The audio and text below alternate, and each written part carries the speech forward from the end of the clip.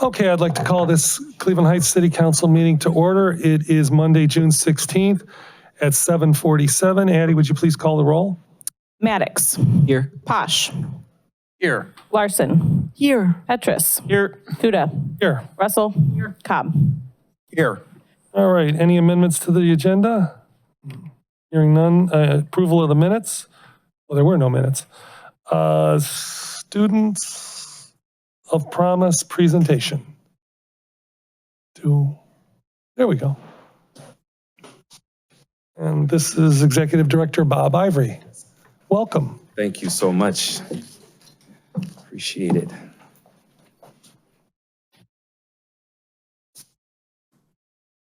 Okay, Council President Kuda. Oh, can you hear me? All right, that's better. Council President Kuda, Vice President Russell, honorable members of council, good evening. And thank you for this opportunity to address you on this important matter. My name is Bob Ivory, again, the Executive Director of Students of Promise, and I am here to present the vision, the progress, and the promise of the Prentice Place Transitional Living Facility, a beacon of hope for homeless mothers and their children in our community. Named in honor of the late State Senator C.J. Prentice, a lifelong champion for education, equity, closing the achievement gap, and social justice, and a mentor to many, including myself. Prentice Place reflects our commitment to serving families and with dignity and compassion and vision. Tonight, as I speak, there are far too many homeless children identified in our community, impacting scores of unhoused, unstable, and underserved families. The impact of homelessness in children is profound. It disrupts their education, it impacts attendance, it hampers efforts to close the achievement gap, and it threatens their health and deeply affects their emotional well-being. But with your support, we can help change this narrative, transforming crisis into opportunity and transcend instability into hope. The goal of Prentice Place is to provide a safe, supportive, nurturing, and structured transitional living environment for homeless women with children, helping them stabilize their families, address immediate needs, and develop the skills and resources necessary to secure permanent housing and achieve self-sufficiency. Our move from the convent of the former St. Louis Church and School at 2435 North Taylor Road, it's more than a change in address. It's a strategic and intentional leap forward. In essence, the expansion plan has now evolved into the primary plan. This nearly 9,000 square foot facility offers and doubles our capacity to serve, as we now can house up to 15 families at a time, twice our previous capacity, projected to serve over 100 individuals annually. Each family has a private room, dignified living area with its newly modeled central air and accessible bathrooms, safe communal spaces, and a suite reserved for families with special needs and ADA compliance. The facility features family-style dining area, multi-purpose family room, early children's learning center, a computer lab, health and wellness fitness room, meditation room, a library and staff offices, and conference areas for group facilitation. We can offer a pre-K childcare, which is a critical asset for working mothers and those pursuing education and employment. The facility has a well-equipped laundry room, and there are 3 large rooms in the basement designed for educational programming, job readiness training, parenting classes, counseling, and more. With a 24-hour professional staffing, controlled access, surveillance cameras, and a full-time night security and personnel, we ensure the safety of residents as well as neighbors. Prentice Place represents an adaptive reuse and a neighborhood compatibility as the facility's design preserves the historical integrity of the building while blending seamlessly into the community, minimizing traffic and external activities while maximizing positive impact. Redirecting the project to the former convent was a decision rooted in stewardship and efficiency. The building's original residential design makes it more cost-efficient to restore, thanks to the generous contributions to the project of facility owner Bridgeview Holdings and Mr. Eli Mann, allowing us to avoid significant renovation expenses, thus redirecting resources towards direct services, programming, and the purchase of equipment and furnishings and supplies. This ensures both the public and private dollars entrusted to us are used transparently and effectively, maximizing benefits for families and the community. At Prentice Place, we will deliver a holistic continuum of care that addresses the root causes of homelessness and supports long-term success. For instance, case management, economic empowerment, educational support, family strengthening. There will be on-site health and wellness programming, including mental health support and access to health care with a partnership with Metro Health's mobile community unit. There will be community integration through social and emotional support groups, good neighbor workshops, aftercare follow-up, and strong linkage to community resources. Now to the role of and accomplishments of Students of Promise in this project. Students of Promise is a Closing the Achievement Gap initiative in which I modeled the best practices from the once governor initiative for Closing the Achievement Gap, where the late Senator C.J. Prentice was the special advisor to former Governor Ted Strickland on closing the achievement gap and increasing the high school graduation rate. Students of Promise has been active in the Cleveland Heights, University Heights School District, supporting at-risk youth facing academic, social, and emotional challenges. Students of Promise provides a structured environment with linkage coordinators, mentors, advocates, and advisors, incorporating social and emotional learning, life skill development, community resource connections, and is in support of Superintendent Elizabeth Kirby of the Cleveland Heights University Heights School District, as well as their school board. Students of Promise is an evidence-based initiative, and it will be my pleasure to email you the evaluations of the program, its impact, and accomplishments conducted by Case Western Reserve University. Regarding the grant utilization, if awarded, the $100,000 grant would be allocated to maximize programming and impact and sustainability. Utilizing the programmatic support, including case management, individual family plans, group facilitation, parenting sessions, educational resources, and early childhood learning materials. Also, usage would be for operational support, such as the 24-hour staffing, supervision, facility maintenance, and minor upgrades to ensure a safe and welcoming environment.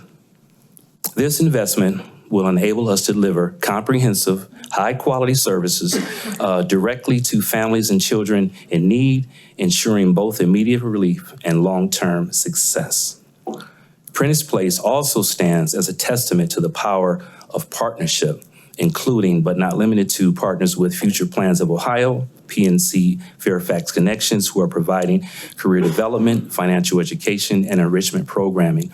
Metro Health has offered to deliver mobile health care services, ensuring residents have access to primary care, screening, physicals, and preventive health care services on site. Local businesses such as Cleveland Independence, the organization of local-owned independent restaurants, Nestle Professionals, Ohio Beef Council, Premier Product One, along with organizations that have already stepped up in pledging in-kind donations, computers for our lab, kitchen appliances, supplies, clothing for the residents. Mental health and professional counseling providers have also offered trauma-informed care and therapeutic services. Students of Promise has facilitated in the Cleveland Heights University High School District for over a decade now, and will collaborate for seamless referrals, mentoring, and academic support programming to the facility, addressing disciplinary referrals, attendance, and absenteeism, ensuring educational stability and growth for our students. Faith-based and civic partners are engaged in this project, supporting our mission with pledging volunteers, reflecting a broad, diverse coalition behind our efforts. Our commitment extends beyond today. Prentice Place has a robust sustainability plan to diversify funding. We are leveraging grants, private donations, sponsorships, in-kind contributions to ensure fiscal responsibility. By cultivating relationships and community leaders with community leaders, public officials, faith-based organizations, and businesses, we are building a foundation for long-term success.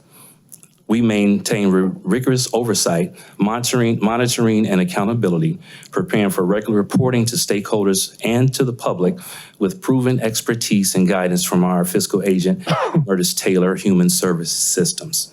The project is committed to continuous improvement as we evaluate and adapt our services and measure outcomes to meet evolving needs, ensuring the best practices and outcomes for each family. This project, I believe, reflects and is in alignment with Cleveland Heights' vision for equity, compassion, and responsible stewardship. By repurposing a historic community asset, we are preserving neighborhood character, enhancing public safety, and providing in part a sustainable solution to family homelessness. Our operational model minimizes neighborhood impact while maximizing positive outcomes for residents and the broader community. Please allow me for a second for a personal and professional note. An important factor that drives me, and particularly for this project and throughout my career, that may not be widely known. You see, I can relate firsthand the experience of facing such life-altering circumstances. Having the bottom line suddenly fall completely from underneath you, but with support and having the community around you overcome adversity and persevere through some very, very difficult times. Professionally, my journey in public service and youth advocacy began a decade ago working with developmentally disabled at the State Warrensville Developmental Center, thus supporting youth aging out of foster care and independent living at the once Belfair Jewish Children's Bureau in the 80s. I served 10 years as a correction officer at the state level and the maximum security facility then, Cuyahoga Hills, in the 90s. I had the privilege of working alongside Cleveland City Councilwoman Fannie Lewis in the Huff community in the 2000s, learning firsthand the power of grassroots engagement and unwavering commitment to the most vulnerable and those most in need. I was appointed to the Community Outreach Coordinator and then the Cleveland Regional Office of the Governor under Governor Ted Strickland, then as Regional Project Manager for Closing the Achievement Gap, recruited and promoted by the late Senator C.J. Prentice, whose legacy inspires this very project. So this is just not to state a resume, it is to state my testament as a lifelong commitment to service, to honoring the public trust and a passion for developing and delivering solutions that better the lives of children and families, as I learned through my mentors, the late C.J. Prentice and late Fannie M. Lewis. So in conclusion, honorable council members, your approval of this $100,000 grant is more than just a financial ask. It is an affirmation to our shared values and a commitment to a broader future for Cleveland Heights. It's what the late Senator C.J. Prentice would call a shared responsibility in the social construction of hope. Together, we can break the cycle of homelessness in our community, empower families, strengthen and unite the fabric of the city around a noble cause. So I thank you for your leadership and your vision, and I look forward to your questions. Thank you, Mr. Ivory. Any questions or comments? Go ahead, Councilman Posh. Thank you. Thank you for a wonderful presentation, giving us the sort of the overview of this facility. The Students of Promise is just an amazing organization. Thank you. Dealt with them in the school district. You used a number of 100, and I just need some clarification. Yes. Was this 100 families or 100 individuals? I'm projecting 100 individuals over the course of the year. So we have the capacity, which we're applying through the to be a conditional use for up to 30 people. So I'm projecting that over the course of the year, we would actually serve 100 or more individuals over the course of the year, but 30 at a time. I got it. Yes. Other comments, questions? Councilwoman Russell? I just want to say thank you so very much for coming in. I see we have County Councilman Pernell Jones in the back who supported this project as well and who is here to support you. And I thank you so very much for helping our Cleveland Heights students in homelessness. And we look forward to hopefully supporting this $100,000 of money to give to you for students of promise and homelessness. So thank you so much for coming in. Thank you. And let me just say, I knew CJ. She was quite a champion of public education, or just in education in general. Her husband was my liaison when I was on the Cleveland School Board. He was my liaison from the Cleveland Teachers Union. And I can tell you as a former teacher that the work with the achievement gap, that is one of the most worthwhile programs to target. I saw tremendous, when I was teaching at Shaker, I saw tremendous strides made because we focused on that achievement gap. And I think the whole idea of education and public education in particular is, to kind of level the playing field for people. Even if you're homeless, with a good education, you can work your way towards, being productive and upwardly mobile. And that's just, the promise of America, really. So I'm really glad you were here to do this presentation, and we look forward to voting at our next meeting. Great. Thank you. Thank you, Mr. Ivory. All right, our next item on the agenda is communications from the mayor. He's a little bit down the road, so we'll skip that and go to, let's see, department reports. Planning and Development has given us a written report. I would just like to say about the department reports, I did request that we get a report on security cameras in the business districts. And unfortunately, nobody's here to do that, but I would like to say that I did meet with Ryan Prosser and a police officer about this. And if we don't get a verbal report at a meeting, we are expecting a update on getting security cameras activated in the business districts. Next, we have the report of the Clerk of Council. Just to notify council that a notice to legislative authority has been received for a new C1, C2 liquor permit for W&W Family Incorporated located at 12438 Cedar Road. This matter has been referred to the mayor and chief of police. And just for everyone's information, that is the market that's going in. All right. Yeah, at Cedar Fairmount, yes. All right. Next is public comment. Eddie, how many do we have? We have about 16 overall. 16, okay. So 3 minutes, how it works. You come up, you say your name, the street you live on. We're going to do legislative agendas items first, and then just general. Go ahead, Addie. Susan Ephraimson.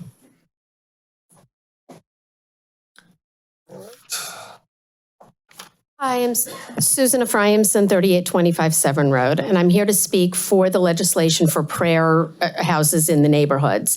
And as we said before, prayer and reflection are healthy. Some of the objections I've heard are parking, but this legislation addresses that.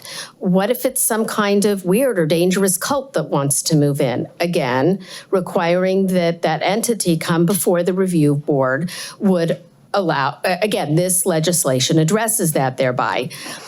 The alternative would be for them just to move in and we wouldn't know about them and we wouldn't be able to secure and again, any public entity, the proper safety and capacity and so forth. This legislation addresses those.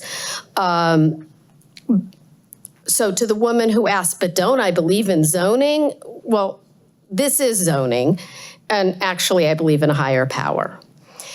To Mayor Sarin, who is not here tonight, I would like to remind him that the victims of those awful incendiary anti-Semitic words that were used by his counsel, his wife, in City Hall, have not been apologized for. There's still anger and hurt in our neighborhood. By contrast, I would like to point out my gratitude to the citizens of Cleveland Heights. I have received more hugs from Black women, LGBT women, people of all leanings and political leanings and religions. It has been very beautiful and very heartwarming.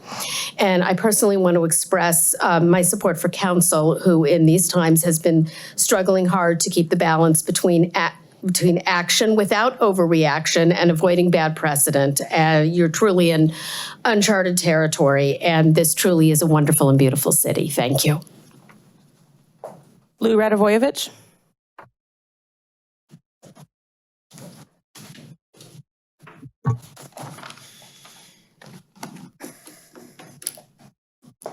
My name's Lou Radovojevich. I live on Middlehurst Road. I'm here to state clearly that I'm totally against the legislation in terms of converting residential homes into places of worship. I'm hoping since the last meeting, you've actually seen an uptick of feedback from residents here in the neighborhood speaking up. One thing I would like to know, as of today, if you can give me a clear direction on how people go about what matters most, because if I read this correctly, it was the planning at clevelandheights.gov. Is that the one channel for people to respond to? The most effective channel if you want to get more responses from the neighborhood. If somebody can give me a clear map on that, that would be critical, because I can tell you for the last 2 weeks I've gone around Lee Road, and I've talked to plenty of people, and it's amazing to me at how many people have no clue that this legislation is even brought to the table. That's what bothers me to no end. If you looked at the planning department when they gave you that presentation, they gave you this one PowerPoint slide here with these figures of saying that there was 11 public discussions of places of worship over the last 3 years, 8 public presentations by staff, 2 ordinances prepared and read, 3 planning commissions and resolutions, and 40 public comments received as of 5 p.m., which was actually May 27th, of which 87.5% approved. And I look at those figures and I'm like, you know, if I go around tomorrow and talk to 100 people and 95 of those people have no clue that this legislation exists, we've got a problem here. We've got a lack of communication that we need to address. So that's one thing I want to touch on, is this process of how our voices are actually heard in this city. The other thing I want to touch on is when I looked at the slide about option 2, which was about retail space and storefront. Somehow we discussed option A with the big churches, and we skipped B, which is retail and storefronts, and dove right into C for residential homes. I see no content, no effort into exhausting B, storefronts. Take a look at Coventry. Take a look at that Centrum Theater. I went there yesterday and I watched the traffic. There's over 150 to 200 congregants coming out of that church that converted that place. And then I watched one person go into Cilantro. I saw 3 different families go in on Coventry. And I don't know who went down the corner and may have gone to Tommy's, but that's healthy. That's what happens when you've got a church on a storefront. We need that. So I want us to really exhaust option 2 before we even entertain option 3. And then lastly, when I think about what exactly does a neighborhood church or place of worship look like? In the 3 homes that I've lived with in the last 50 years, I can see it in one neighborhood being very effective, but I look at my own street and I just see, you know, there must be a half a dozen different religions that exist to a dozen. The other half is non-religious, or we're spiritual, but we just don't go. So I ask myself, who specifically is going to use this neighborhood place? And to me, I see strangers moving in. I see people out of my city taking advantage of my neighborhood, and I don't think that's healthy. I don't think that's neighborly. So that's just a few thoughts I wanted to share for today, and I'm sure I'll be back again. Thank you. Barbara Sosnowski. Good evening. I'm Barbara Sosnowski, 3863 Northampton. I wish to express concern about Resolution 119-2025 that executes a contract with Think Place Agency, LLC, to provide consulting services for Noble Corridor market assessment using ARPA funds.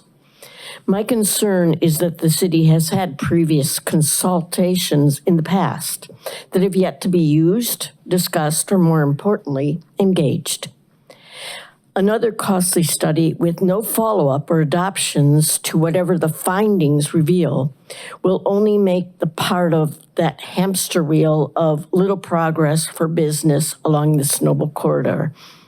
Why not use the money to seek engagement in the facades, the safety camera, the lighting, other improvements such as entrepreneur infrastructure, training and launching new businesses? The business development staff would be helpful in this. I would think to identify key strategies to promote training so that our entrepreneurs, much needed in this area, who inhabit empty spaces would have support to see that the business thrives, not dies after 1 year. Why pay more consultants? We need to use our staff along with the ideas already given. Thank you. Michael Bending.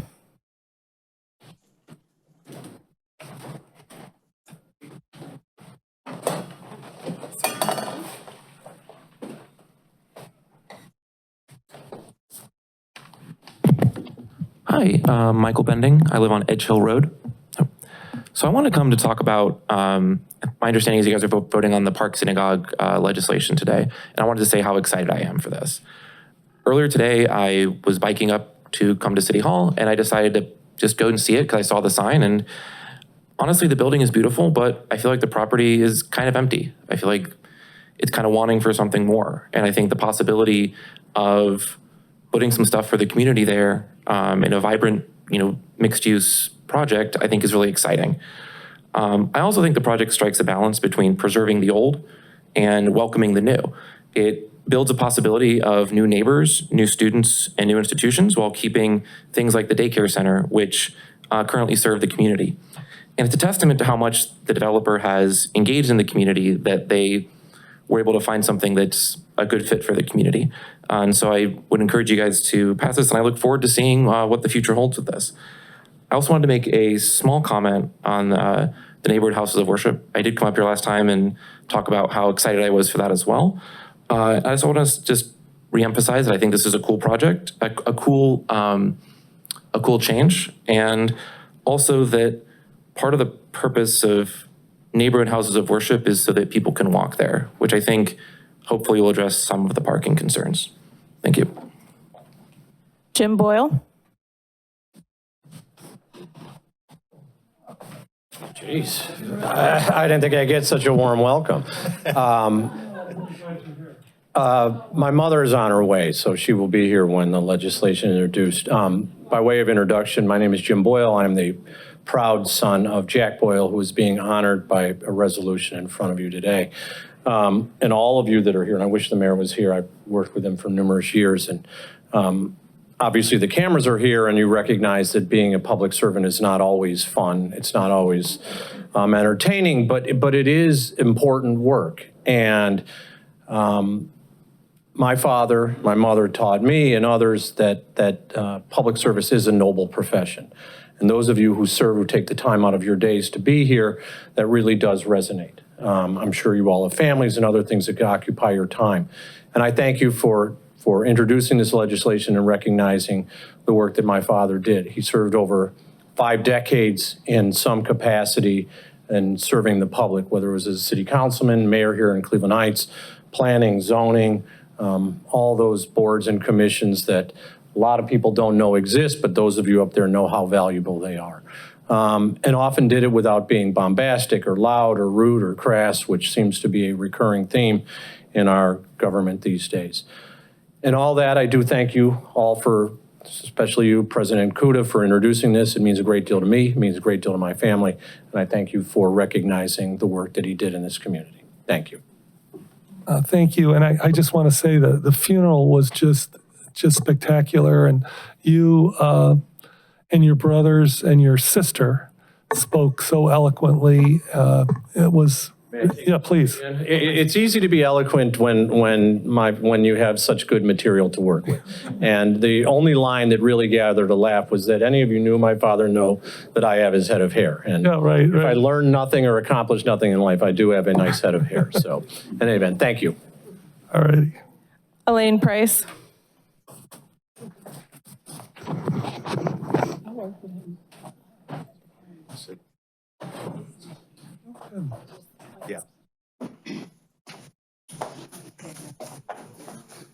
evening. I'm Elaine Price, 3390 DeSoto Avenue.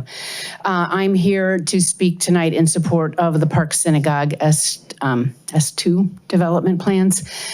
And just briefly, when I bought my house on DeSoto 30 years ago, I discovered the Park Synagogue property. And it became this wonderful place to go for a walk, to meditate, to pray, and to relax. And I'm deeply appreciative to the congregation for letting me and other people borrow their private property. And I know that a lot of other people who live in the surrounding streets also have been borrowing that property for years. And no one has ever asked me to pay. No one has ever given me a tax bill for my use of somebody else's property.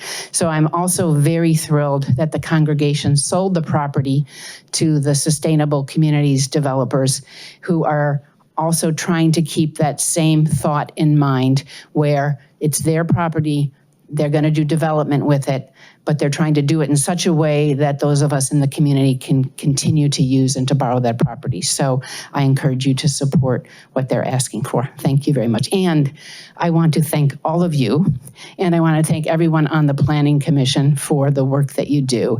It certainly has its ups and downs, and at least one person, and I've heard others, we appreciate the work that you do. Thank you very much. That's it for legislative agenda items. Jack Solomon.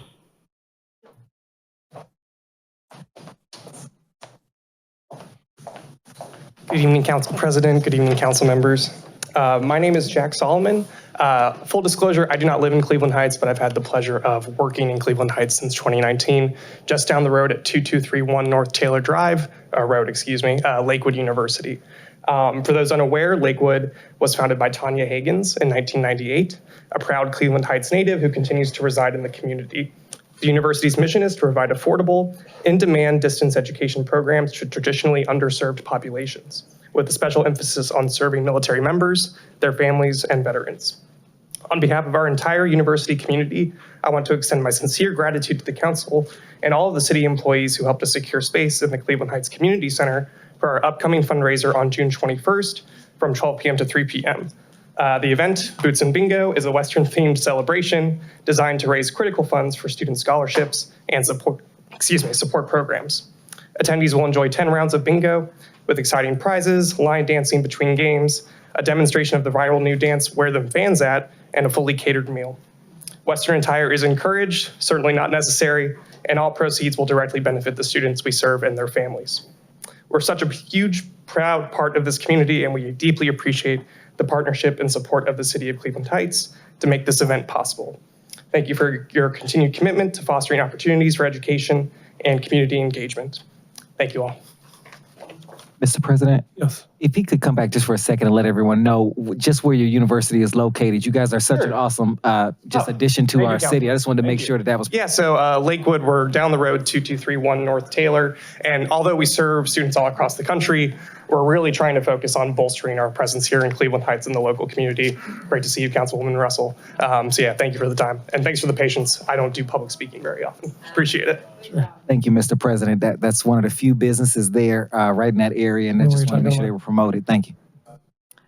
Herb Wagers. Good evening. My name's Herb Wagers. I'm here to yield my remaining time to my wife, Catalina Wagers. All right.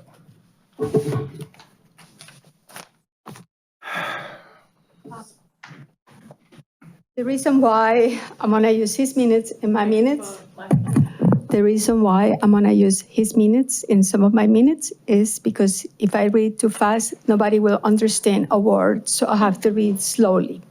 So, Catalina Wagers, Fairmount Boulevard. Good evening, council members, Director Hannah, and residents of Cleveland Heights. I am co-founder of Cleveland Heights Green Team, here tonight to set the record straight about a $5,000 grant application we submitted over 3 years ago to the Ohio EPA. The grant was approved and subsequently turned down by the city.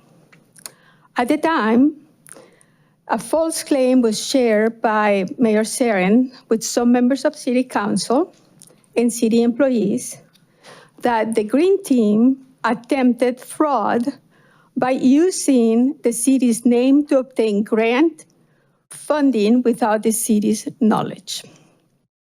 The grant was meant to fund 20,000 Recycle Right in Cleveland Heights guides printed on studied recycled material intended to support the city's transition from blue bags to recycling bins. Some of you contacted us directly, and we were as shocked by these accusations as you were. The claim was entirely false.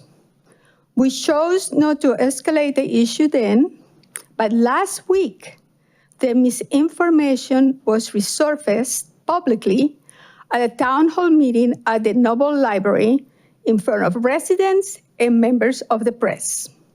For this reason, we can no longer remain silent.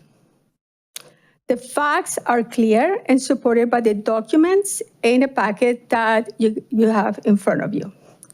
The Cleveland Heights Green Team was founded in 2021 after meetings with multiple city departments, including communications, parks and recreations, and public works, all of whom welcomed our support in recycling education and green space cleanups.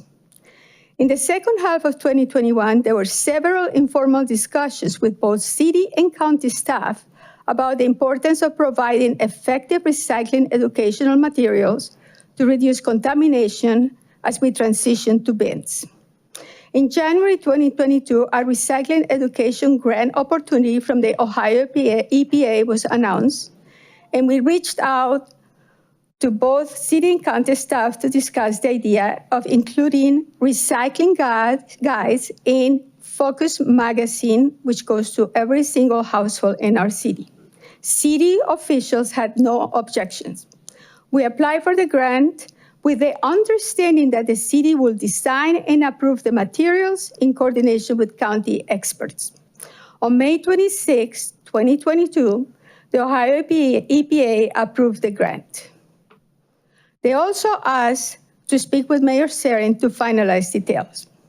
From May 27 to June 6, we repeatedly contacted Mayor Seren, calls, emails, in-person requests to discuss the opportunity. The documentation is there. We received no response. On June 9, the mayor declined the grant without ever speaking to any members of the Green Team. Here is what must be corrected publicly. And the documentation provided confirms these facts. City officials were fully aware of this initiative.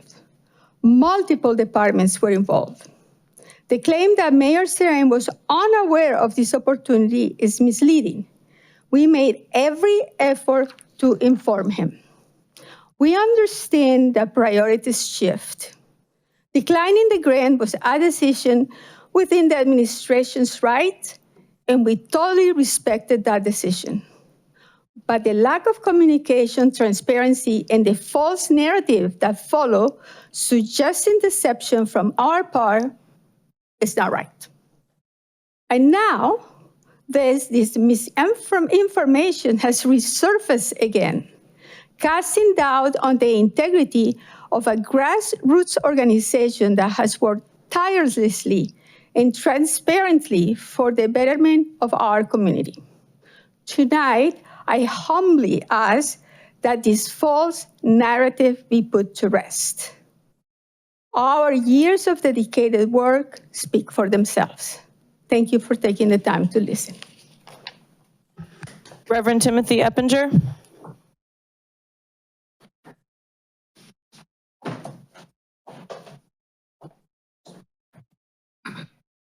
Good afternoon, Mr. President, members of the council. My name is Pastor Eppinger, and I'm president of Greater Cities Faith-Based Initiative Group, also Community Action Against Addiction. I'm here to represent Mr. Bob Ivy and his program for the C.J. Prentice Center. I think that these are economic times where women are getting a raw deal. I see so many homeless women that are going to shelters and they're not able to get wraparound services and programs because they're too crowded. One of the things I found since COVID, many of our churches not only lack people coming on Sunday morning, but we have empty buildings. We need more collaborations that would make the difference in utilizing buildings in our communities where they could have private settings, they could wraparound services, and those services will allow them to be at ease because now they'll be able to study to get high school degrees. They'll be able to look at how they can have job interviews and do it with perfection. We can look in terms of what they wear. And one of the most important things that Bob is doing, he's going to be able to have a daycare there for the kids. So while they're looking for jobs and while they're continuing their education, they got a place where they can be safe, place they can eat, place they can have comfort in a small setting. One of the things that I had a blessing last year, I also partnered with the county. I'm glad the county president is here today, Mr. Jones.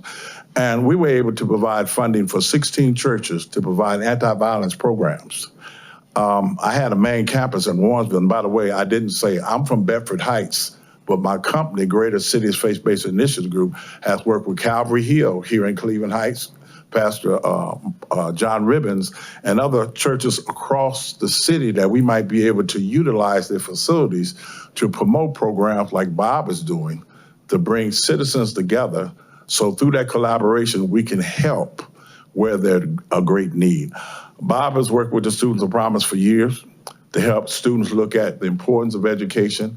And I know he will also be the difference maker in working with these mothers who need a leg up and these mothers who need wraparound services that will make the difference, and in a facility that has not been used for years.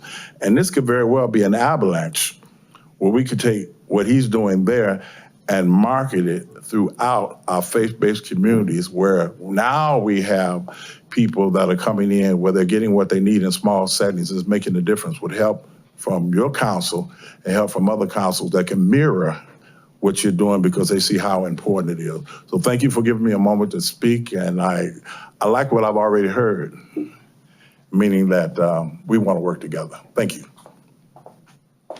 Lawrence Bradley. Hello, City Council, President. Hello, my name is Lawrence Bradley. I'm at 3776 Bainbridge Road, and I'm here to, I don't want to have the Blanche Road extension. You know, I know City Council, you know, you are supposed to represent the citizens of Cleveland Heights. You know, that's as far as my civics go. You know, and we're tax-paying citizens, and we know it's not cheap here. So when I presented to you about the Blanche Road extension last year, no one in the City Council knew about it. However, the mayor did say that he came to me afterwards and said, "Yes, I'm looking into it," and I was like.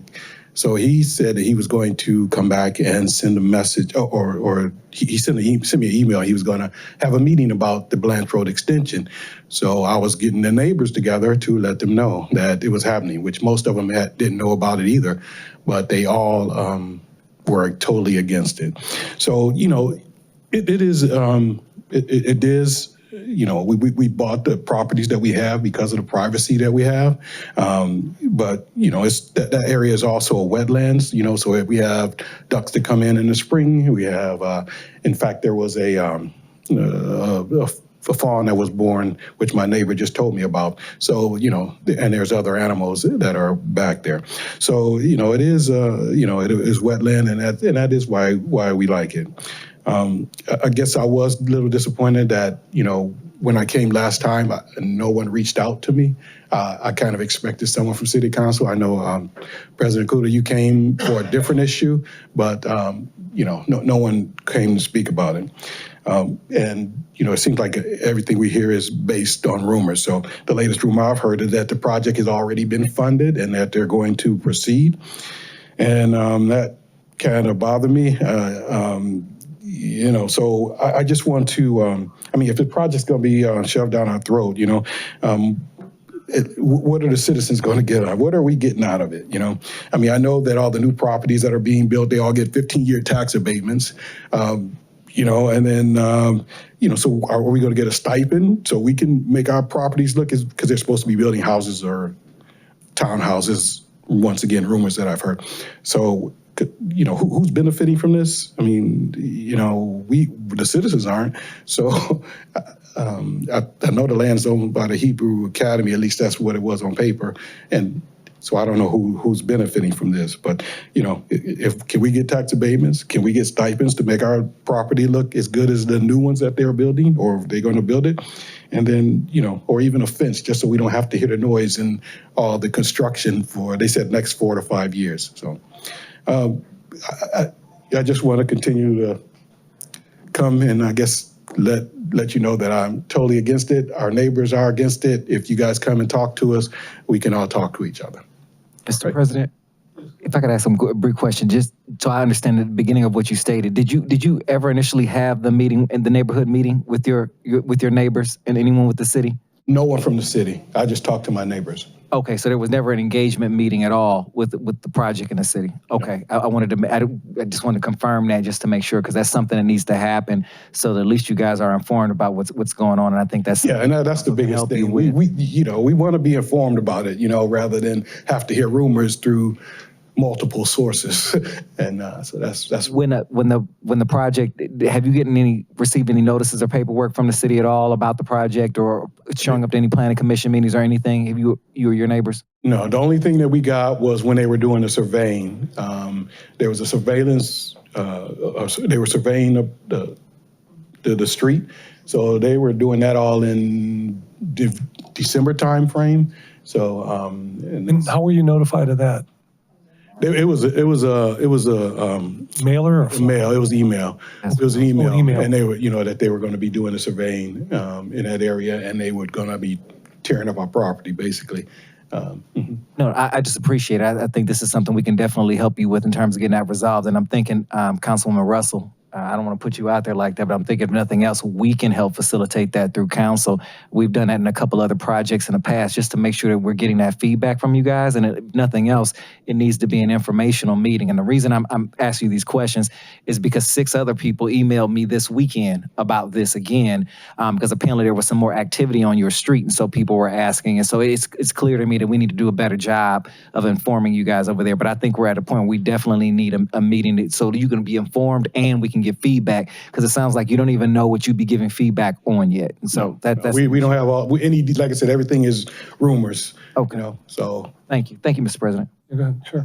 And I would like to thank you for coming, because the very first time you came was the very first time we found out. We didn't know as council members. And every time you come, that's when we find out. So you're giving us additional information as well. So I apologize that that's the way the information leaks out. The information is moving, but it seems like you know more than we do. So we're going to have a look into that for you as well. Okay. Yeah, I kind of had hoped that you guys would look into it before and get to me. So, Councilman. Yeah, let me just weigh in like the others. The first that we ever heard of this Blanche Road expansion project was when you came here, and I apologize if you expected someone from council to get back to you on that. We were unaware that apparently at the mayor's request, our congressperson had submitted a request to the federal government for over $2 million in funding to have a road put in, the expansion road project. We were never told about that. Yes, that's unfortunate. And the budget that we approved in 2024, it included money for Blanche Road, but it was portrayed to us as a paving project, not an expansion, a paving project. And given the length of Blanche Road and the fact that it was listed along with other paving projects, I assumed that it was for repaving an existing road that we were not doing a build out. And I don't know if you were at one of our recent committee of the whole meetings, we approved engineering plans. But at that point, I made it clear, and I think all of the other council members are in agree, we're not going to do anything further until there has been public awareness and education on it. At least I'll tell you, I'm not going to vote for anything.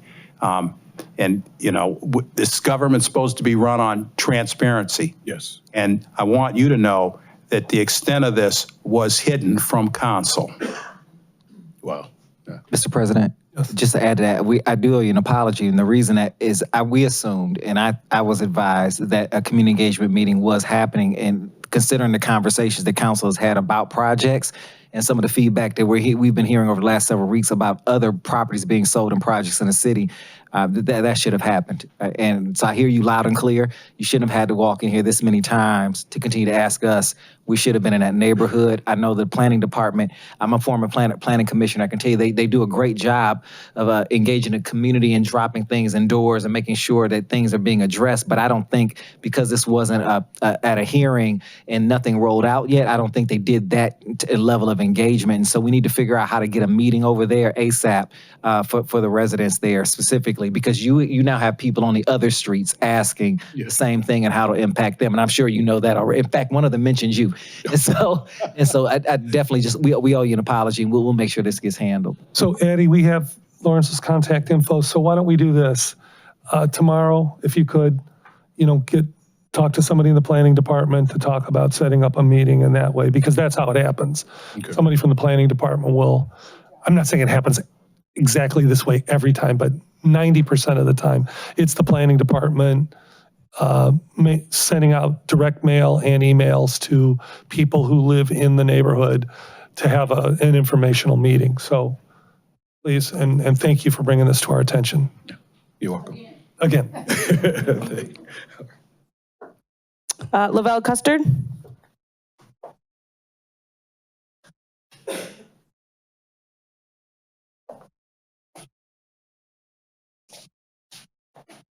Good evening, Council President Kuda and honorable members of the council. My name is Lavelle Custer. I'm the president and CEO of Murders Taylor Human Services System.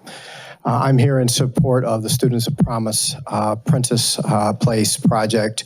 Murders Taylor has worked with Students of Promise for more than a decade, providing referral services, providing social services. We're a comprehensive mental health and community services organization that has operated uninterrupted for over 77 years.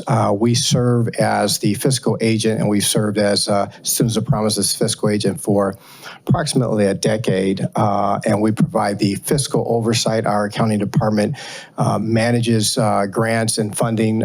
If this project is funded by Cleveland Heights, City of Cleveland Heights, we would be managing those funds and making sure that they are spent in accordance with the documents and contracts that you establish with respect to your procedures.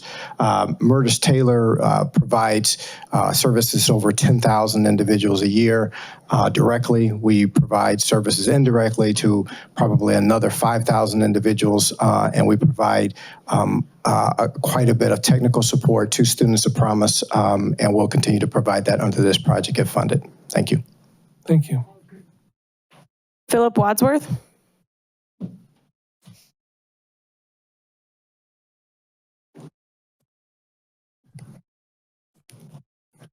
President, council members, just an update on the work that we've been doing as a community, looking at trying to develop the project for the green space at the end of Delaware and Cedar and South Overlook. We recently met with a member of the Western Reserve Land Conservancy to try and get ideas. They've got a lot of experience in developing these kind of pieces of property and got some good insight. We found a resource to help us with some landscape designing. We're going to be meeting with the Planning and Development Director tomorrow. It was meant to be today, but he was preparing for your meeting, so we're looking forward to that. We've got a meeting with Citizens Advisory Committee coming up to discuss accessibility into that space, and we're going to be doing further outreach to local neighbors and probably across to the Ascent. So we'll continue to work hard on this project, and thank you. County Councilmember Pernell Jones Jr.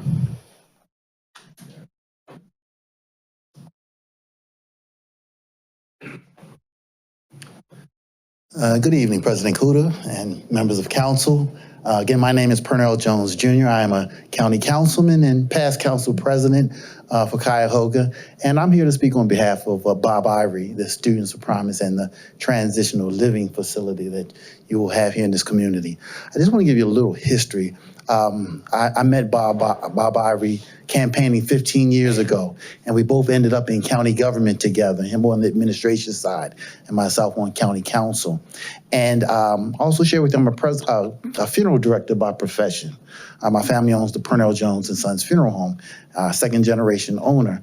And I'll share with you, in my experience as a funeral director, I have buried many children who were victims of gun violence. And I make death certificates for them. And when's your birthday? You know, certain information like what grade did you finish in school? And those that were victims of gun violence, they never finished high school, 9th, 10th, 11th grade. So I actually found the initiative, as you're fully aware, of closing the achievement gap. And I brought that to council. And with that funding 12 plus years ago, your Cleveland Heights City Council hired students of Bob Ivory's company, Students of Promise. And over these past 12 years, they have had a mentor in the classroom, and they have targeted the at-risk youth in your school and helped them to be successful. Okay, now those children, I expected after 4 years, starting with 9th grade, I expected to have a graduation class in 4 years. And I'd give proclamations and all those things that we do as elected officials. But we had a graduation class after 3 years. And here's the reason. It was a pleasant surprise. One of the at-risk factors was they had failed an earlier grade. So when Students of Promise engaged the children in Cleveland Heights High School and helped them to recover their proper school credit, and they graduated in 3 years, a portion of the kids. And they were, in that year, there were about 33 kids across Cleveland Heights and several other school systems as well. But I thought that was a huge success and a realization for me that closing the gap was about helping everyone from the principal to the superintendent to the parents to just close the gap on those our children who just did not get across the finish line. And that is what Students of Promise does, helping those at-risk children who face social, emotional challenges that just prevent them from learning 2 + 2 = 4. And that dovetails right into what we're doing today, because one of those factors is sometimes a parent finds themselves homeless. And that lack of housing destabilizes the child. So some of those single mothers will be children who are part of the Cleveland Heights school system, who have found themselves destabilized.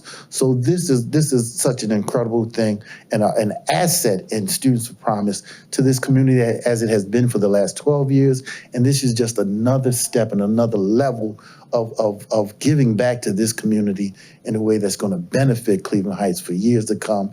And I look forward to being a part of this and continuing the support of Cleveland Heights and the success that you're having as a city. So again, I ask for your support for this initiative as well. Thank you. CJ Nash.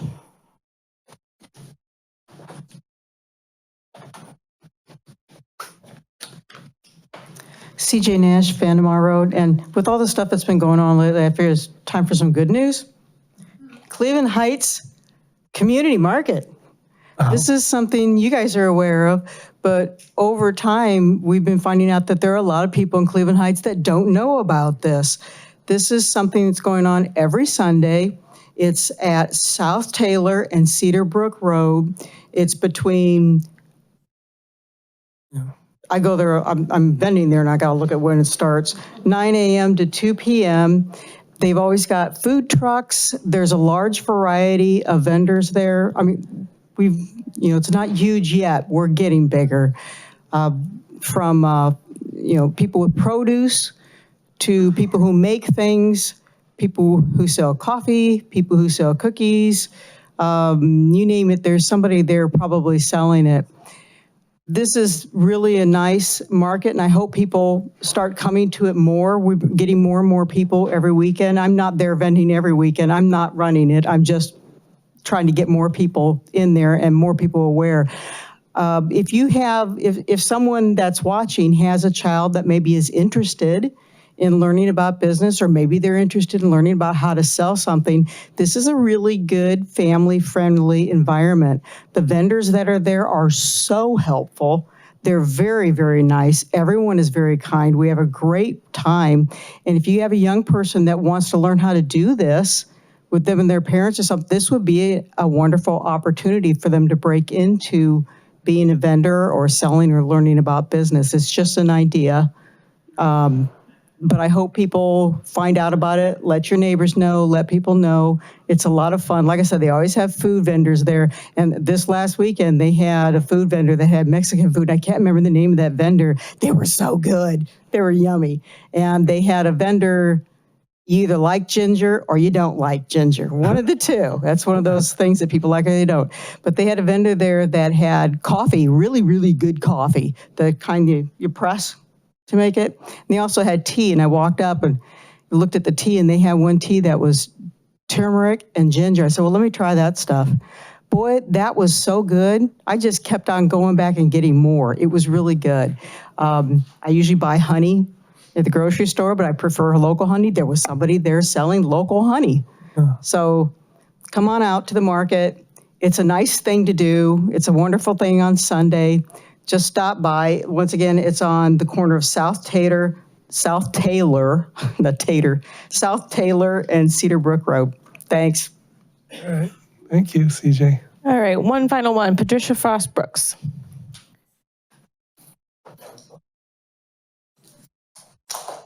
Thanks, Lawrence. Are you the front porch weaver? Yeah, okay. Right? Yes. Okay. All right. Good evening. Patricia Frost Brooks, 3782 Bainbridge Road. One concern that I had, which my neighbor, Mr. Bradley, has already addressed. So from up there, I hear it's going to be community involvement and taken care of. My next concern that I have, as a retired educator, I always seek knowledge and understanding. And I am a lifelong learner, and I don't need for that to be sarcastic, but it's something true of myself. And so I'm seeking learning and knowledge and understanding of some structures that are on Maple and Shannon, Maple and Bendemeer. And in April, there were 2 abandoned homes that were there. And then by May 5th, they were torn down, and now the 2 structures are almost finished.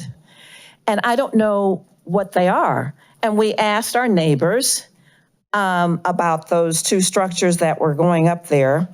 And one of them today is the structure is up there and it's almost finished. From my understanding of talking to some of my neighbors there, that it was rezoned. And we weren't given any information about the rezoning of this, because it seems as if one is going to be a home for, it's going to be a house, and then part of it is going to be something for young girls. And then another structure is going to be a house of worship. So on each one of these corners. So I'm just seeking clarity, understanding what these 2 structures are going to be, because there wasn't any community input. There wasn't any letter that was sent that how this is going to be rezoned or what it's going to be rezoned for. So I just want to know about the zoning changes. And again, communication with the community would be very helpful.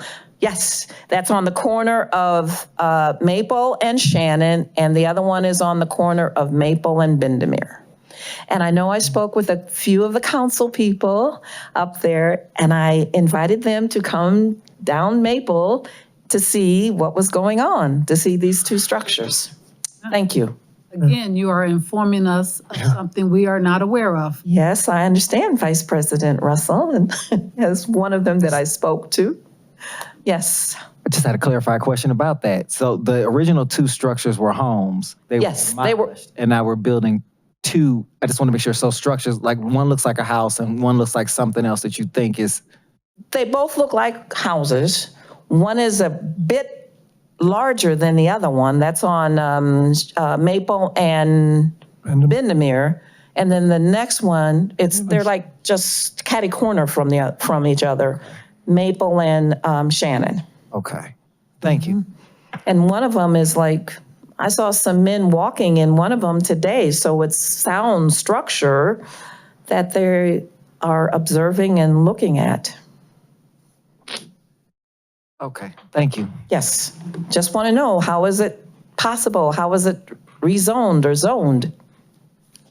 Thank you. Yeah, we can get back to you on that. Yes, please do. Well, that looks like the end of public comment, and this is just such an impressive community, and we really appreciate your patience and you sharing with us, and we learn as much as hopefully you do. So we're going to move on to legislation. We have a lot of stuff on here for first reading, for consideration for adoption. So Addie, take it away. 1 second, sorry. Okay. Okay, I have resolution number 117-2025 on first reading. A resolution authorizing the mayor to apply for and accept a grant from the United States Department of Transportation for a grant under the Safe Streets and Roadways for All Implementation Grant Program, and execute any agreements needed to fund the Cleveland Heights SS4A implementation project, and declaring the necessity that this legislation become immediately effective as an emergency measure, introduced by Mayor Sarin. So moved. Second. All right, any discussion? All in favor? Aye. Any opposed? That motion passes. Next, I have resolution number 118-2025 on first reading, a resolution approving the adoption of the 2026 tax budget and declaring the necessity that this legislation become immediately effective as an emergency measure, introduced by Mayor Sarin. All right, so that one we're going to vote on next meeting. Next, I have resolution number 119-2025 on first reading, a resolution authorizing the mayor to execute a contract with Think Place Agency LLC to provide professional consulting services necessary for the Noble Corridor market assessment through the expenditure of ARPA funds, and declaring the necessity that this legislation become immediately effective as an emergency measure, introduced by Mayor Sarin. So moved. All right, do we have a second? Second. Any discussion? Go ahead, Councilwoman Larson.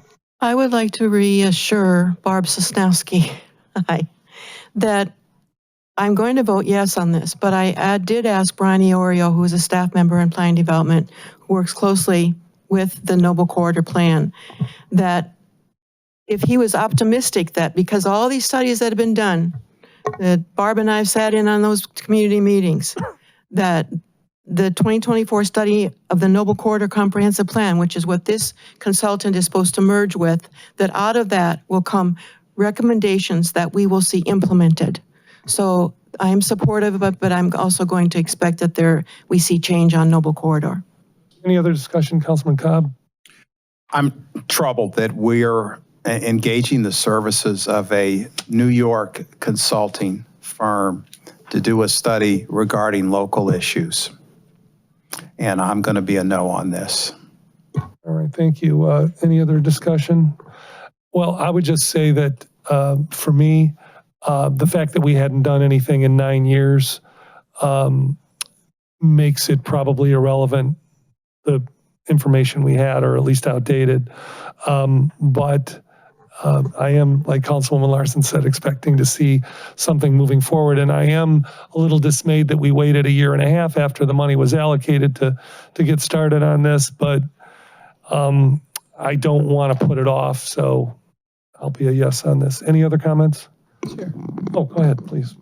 Yes, I'm going to be a yes on this, and reluctantly, for the simple fact that we do so much consulting work and we never see a lot of progress out of it.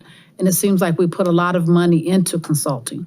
And sometimes you don't need to continue to create the wheel. We need to use some of the wheels we already have effectively.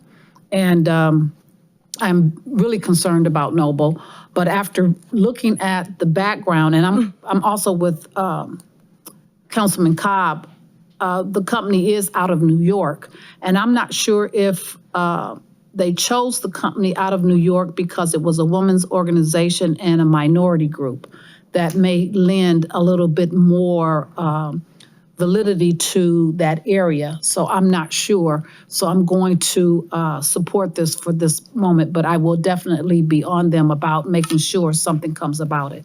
Thank you. Yeah, and I would just add that one of the explanations was that the scope of work that was given to the RFP for this, the other local companies didn't really fit the bill. So, we obviously always defer to staff on that. Addie, you want to do a roll call vote on this? Posh. Yes. Russell. Yes. Larson. Yes. Cobb. No. Kuda. Yes. Maddox. Yes. Petrus. Yes. All right. All right, next I have resolution number 120-2025 on first reading. A resolution authorizing the mayor to execute contracts with various certified lead clearance contractors to provide professional services and furtherance of the city's lead safe certification goals through the expenditure of ARPA funds, and declaring the necessity that this legislation become immediately effective as an emergency measure, introduced by Mayor Sarin. So moved. A second. All right. We have a motion and a second. Any discussion? All in favor? Aye. Any opposed? That motion passes. Next, I have resolution number 121-2025 on first reading, a resolution authorizing the mayor to execute contracts with Roman and Concrete, Inc. and A&J Cement Contractors, Inc. to provide the labor and materials necessary to implement the exterior repair of residential properties and concrete driveways, aprons, sidewalks, and pathways projects through the expenditure of ARPA funds, and declaring the necessity that this legislation become immediately effective as an emergency measure, introduced by Mayor Sarin. So moved. Second. All right. Any discussion? All in favor? Aye. Any opposed? That motion passes. Next, I have ordinance number 122-2025 on first reading, an ordinance authorizing the mayor to execute a master cooperation agreement for preventative maintenance services with the County of Cuyahoga, Ohio, to provide pavement crack sealing and striping or asphalt surface preservations of portions of Coventry Road, and declaring the necessity that this legislation become immediately effective as an emergency measure, introduced by Mayor Sarin. So moved. All right. Do we have a second? Second. All right. Any discussion? All in favor? Aye. Any opposed? That motion passes. Next, I have resolution number 124-2025 on first reading, a resolution authorizing the mayor to execute a 2-year service contract with Energy Management Specialist LLC for preventative HVAC maintenance services, and declaring the necessity that this legislation become immediately effective as an emergency measure, introduced by Mayor Sarin. So moved. Second. All right. Any discussion? All in favor? Aye. Any opposed? The motion passes. Next, I have resolution number 125-2025 on first reading, a resolution authorizing the mayor to execute an agreement with Tempest Inc. for preventative maintenance services to the North Ice Rink at Cleveland Heights Community Center, and declaring the necessity that this legislation become immediately effective as an emergency measure, introduced by Mayor Sarin. So moved. All right. Thank you. Any discussion? All in favor? Aye. Any opposed? That motion passes. I have ordinance number 126-2025 on first reading, an ordinance authorizing the mayor to execute an amendment to a real estate purchase agreement with National Church Residences dated February 25th, 2025, for the sale of certain real property consisting of approximately 1.049 acres of vacant land on Lancashire Road and identified as permanent parcel numbers 685-11-024 and 685-11-004 for the purpose of extending the due diligence and inspection period therein on to October 31st, 2025, and declaring the necessity that this legislation become immediately effective as an emergency measure, introduced by Mayor Sarin. So moved. Second. All right. Any discussion? All in favor? Aye. Any opposed? Motion passes. Let me just say before you read the next one or the next three, these are all new pieces of legislation that were put on today. Is that correct? That's correct. And just so you know, we did discuss them in committee of the whole. Go ahead. I have resolution number 130-2025 on first reading, a resolution authorizing the mayor to execute an agreement with Wade Trim Inc. of Ohio for professional design, engineering, and associated services related to control of sanitary sewer overflows and illicit connections on Cleveland Heights Boulevard, and compliance with the partial consent decree with the US EPA, and declaring the necessity that this legislation become immediately effective as an emergency measure, introduced by Mayor Sarin. So moved. Second. All right. Any discussion? All in favor? Aye. Any opposed? All right. The motion passes. Next, I have resolution number 131-2025 on first reading. A resolution authorizing the mayor to enter into an agreement with Classic Ford of Madison for the acquisition of one 2025 F-250 4x4 regular cab, one 2025 Ford F-350 Cab C 4x4 Super Cab, one 2025 Ford F-550 Cab C 4x5 regular cab, and one 2024 Ford Escape ST Line four-wheel drive hybrid for the Department of Parks and Recreation, and declaring the necessity that this legislation become immediately effective as an emergency measure, introduced by Mayor Sarin. So moved. All right, any discussion? All in favor? Aye. Any opposed? That motion passes. Next, I have resolution number 132-2025 on first reading. A resolution authorizing the mayor to execute an agreement with All American Arena Products for flooring replacement at the North Rink of Cleveland Heights Community Center, and declaring the necessity that this legislation become immediately effective as an emergency measure, introduced by Mayor Sarin. So moved. All right, do we have a second? Second. All right, any discussion? All in favor? Aye. Any opposed? That motion passes. On to first readings. I have ordinance number 127-2025 on first reading. An ordinance creating a new chapter 1373 exterior walls and appurtenances parking garages of Title III local provisions of Part 13 Building Code of the codified ordinances of Cleveland Heights to include standards and provisions to regulate the structural integrity of building facades and garages within the city. Introduced by Mayor Sarin. So moved. Nope, we're not voting on that one. Just kind of on autopilot, right? Yeah. All right, second readings. I have ordinance number 104-2025 on second reading, an ordinance amending section 1345.03 of the codified ordinances of Cleveland Heights, Ohio, entitled Notice of Violation, Legal Service, No Notice for Emergency or Same Prior Violation, introduced by Councilmember Petrus. We are not taking a vote on this tonight. Go on. Next, I have resolution number 105-2025 on second reading. A resolution authorizing the mayor to submit to the Community Development Block Grant 5-year consolidation plan and the annual action plan and entitlement application for the year beginning January 1st, 2025, and declaring the necessity that this legislation become immediately effective as an emergency measure, introduced by Mayor Sarin. So moved. So moved. Actually, I'm second. Where were you? Okay, and we have a second? Yeah, we have Okay, a first and there we go. Any discussion? All right, all in favor? Aye. Anybody opposed? All right, that motion passes. All right, next I have resolution number 106-2025 on second reading, a resolution to adopt the solid waste management plan for the Cuyahoga County Solid Waste Management District, introduced by Mayor Sarin. So moved.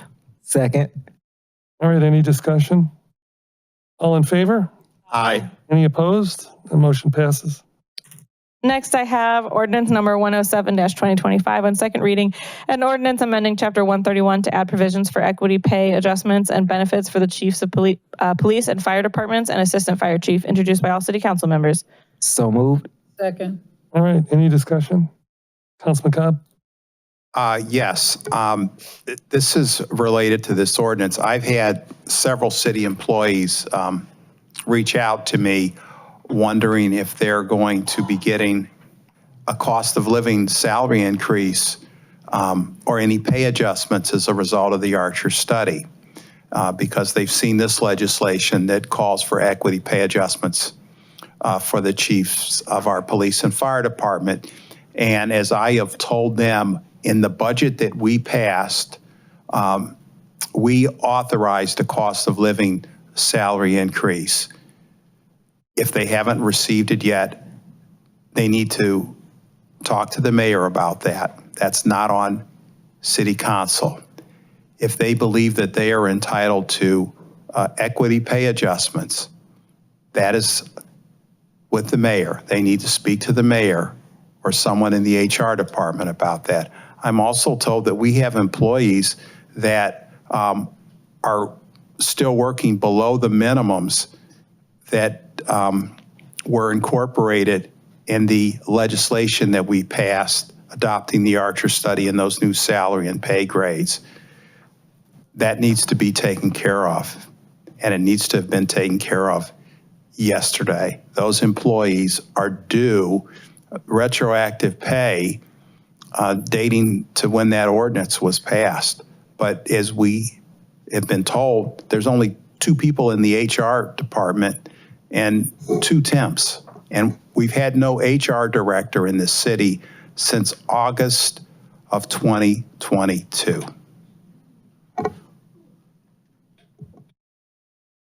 Thank you, Councilman. Any other discussion? All right, well, this is a long time coming. All in favor? Aye. Any opposed? That motion passes. Next, I have resolution number 108-2025 on second reading, a resolution determining that support of the 2025 Heights Music Hop is a furtherance of a valid public purpose, awarding $7,500 to Future Heights, Inc. in support of the 2025 Heights Music Hop, and declaring the necessity that this legislation become immediately effective as an emergency measure, introduced by Council President Kuda. So moved. All right, any discussion?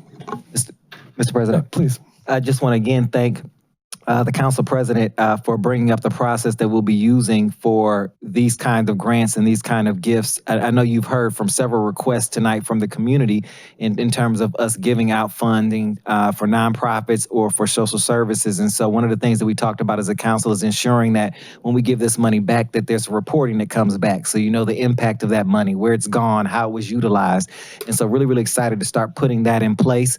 So you'll see that for this event, and you'll see that for future events that we give or organizations or any kind of nonprofit work that they're doing. You'll see that come back in, because it's important that you as residents not only hear when the money's going out, but also how it was impacted and what's happening through that. And so I want to thank the council president for working with me to make sure that this happens. I just think in terms of transparency and making sure that it's clear how the funding is actually being spent, it's great to get that reporting back so you can hear the type of impact it has, and we can discuss if it's something we want to continue to do in the future, or if we want to kind of revisit how we go about doing those funds. And so thank you. Sure, and Councilman Maddox, you were the person that brought it up to initially, and thank you for that. So all in favor? Aye. Any opposed? That passes. Oh, where am I? 109, I want to say. Next, I have ordinance number 109-2025 on second reading, an ordinance adopting the Park Synagogue S2 development plan and standards and declaring the necessity that this legislation become immediately effective as an emergency measure, introduced by Mayor Sarin. So moved. Oh, second. All right, it's been motioned and seconded twice, actually. Any discussion? All in favor? Aye. Any opposed? That motion passes. Next, I have resolution number 110-2025 on second reading, a resolution of support and appreciation for the Cleveland Heights city staff, introduced by all city council members. So moved. Second. All right, any discussion? Well, I just want to say, I don't think any group of people deserves a pat on the back more than the people that work in this building, so I'm really glad we're doing this. All in favor? Aye. Any opposed? That motion passes. Next, I have ordinance number 055-2025 on second reading, amended 52725, an ordinance amending various sections of Part 11 zoning code of the codified ordinances of the city of Cleveland Heights as part of the Livable Neighborhoods Initiative, and declaring the necessity that this legislation become immediately effective as an emergency measure, introduced by Mayor Sarin. So moved. Nope. Well, we're not going to vote on this, Right. but you know, since I see Lou here and others that have spoken on this, we are going to first have some amendments to this from the planning department and another discussion on this, probably when we get back from our break, and then eventually another community hearing on it. So we're gonna do this methodically, and just wanted you to know that we're not rushing this through. Next, we have the consent agenda. Jim, is your mom here? She is. Okay, yeah. I have resolution number 115-2025 on first reading, a resolution honoring the life and legacy of Christopher Darrell Brown and declaring the necessity that this resolution becomes immediately effective as an emergency measure, introduced by President Kuda. I have resolution number 128-2025 on first reading, a resolution recognizing the life and contributions of John J. Jack Boyle III and declaring the necessity that this legislation become immediately effective as an emergency measure, introduced by Council President Kuda. I have resolution number 129-2025 on first reading, a resolution proclaiming July 2025 to be National Parks and Recreation Month in the city of Cleveland Heights and declaring the necessity that this legislation become immediately effective as an emergency measure, introduced by Mayor Sarin. So Addie, could I ask you on resolution 128, can you pull that up? Sure. Thank you. And I know you've been just doing a lot of reading tonight, but we have Mary Boyle here, the wife of Jack Boyle, and I would like you to hear this. Please go on with your reading. That's what you're here for. Do your work. Would you, Appreciate the honor. would you please just say a few words? I mean, if that's not too, I really would love to hear from you. We've known each Thank other. you all very much for hopefully making this a unanimous resolution. I would appreciate it if you would. Jack served long and hard, both in public office here in Cleveland Heights and also before and after that. And that's a good role model. It was a very good role model for me, and hopefully it's still a good kind of a role for Cleveland Heights. So thank you, Mr. President, and all of the members, and thank you for your vote for this resolution. It will go with Jack's box of campaign stuff and issue stuff and the big fat folder that he still has on the federal court case that Cleveland Heights took against steering by the real estate industry. So thank you all. You're welcome. Mr. President. Thank you. And just so everybody knows, Mary Boyle is a former county commissioner.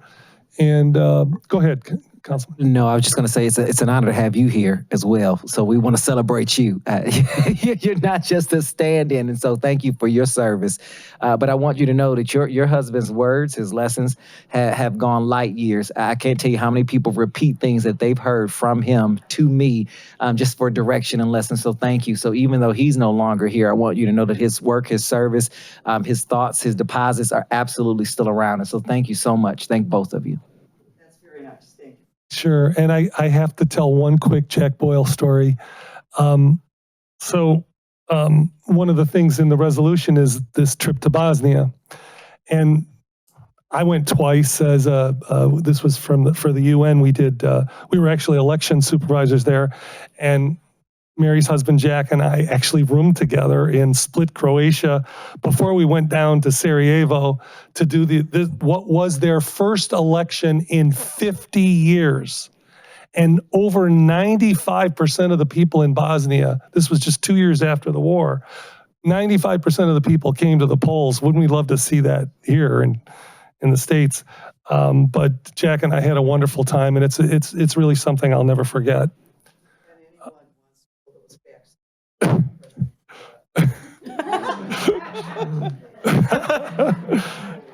All right, so I need a motion to suspend rules. yeah, we do. So moved. Second. All right, any discussion on that?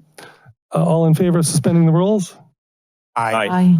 Any opposed? Okay, that passes, and then we'll vote on the resolutions. I need a motion. Oh. In a second. Do we have a motion? So moved. Okay. Do we have a second? All right. Any discussion? All in favor? Aye. Any opposed? Those motions pass. Now we're on to committee reports. Thank you. Oh, go ahead. Councilwoman Larson, always first.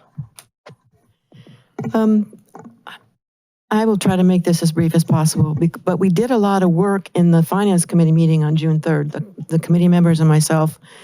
And one of the discussion points was deciding what we will receive as the Finance Committee on a monthly basis for finance reports and quarterly. So those things have been ironed out, and Director Hairston has agreed to provide us a more thorough report on a quarterly basis that is difficult for him to put together off this current software system, but he's going to provide that to us on a quarterly basis. We will receive we did receive the first quarter 2025 fund report in the new format. And then the fourth quarter 2024 financials will be posted to the city website when Director Hairston formats reports. Again, he has to do some manual manipulation so it's compatible with the city website software. And he expects to see that posted within 30 days. All the requested documents have been sent to the state auditors for the fiscal year 2023, so we will be waiting for those results to come back to us. And Director Hairston and staff are already working on submitting the 2024 documentation.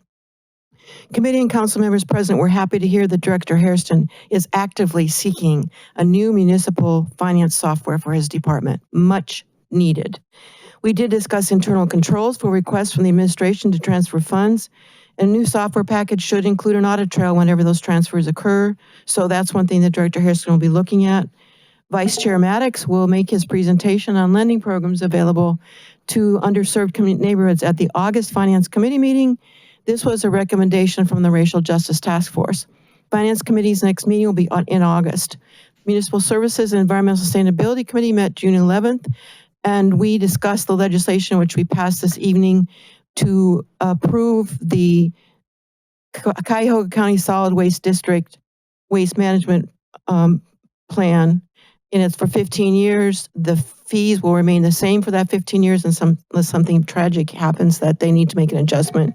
But we had a thorough discussion, and we also discussed the current equipment challenges Director Clinkscale is facing picking up garbage. At the next Municipal Services Committee, per request from Member Posh, in August, Director Clinkscale will give us an update on trash and recycling services in Cleveland Heights. Thank you very much. You're welcome. Any other committee reports? Okay, Councilman Cobb. Briefly, I'm going to have a Administrative Services Committee meeting on June 30th, which will be the last Monday of this month. I think it'll be at 4:30, agenda to be posted. I am aware that we have some vacancies on our Citizens Advisory Committee. I need to get with our clerk to confirm exactly how many vacancies we do have. There is also a vacancy on our Landmark Commission, and we may have another vacancy or two on other committees. I'm going to endeavor to get all of those listed and hopefully included in this Friday's city email blast, unless it is covered by something else similar to last week. Okay. Any other committee reports? All right, very good. Old business? Yes, Councilman Posh.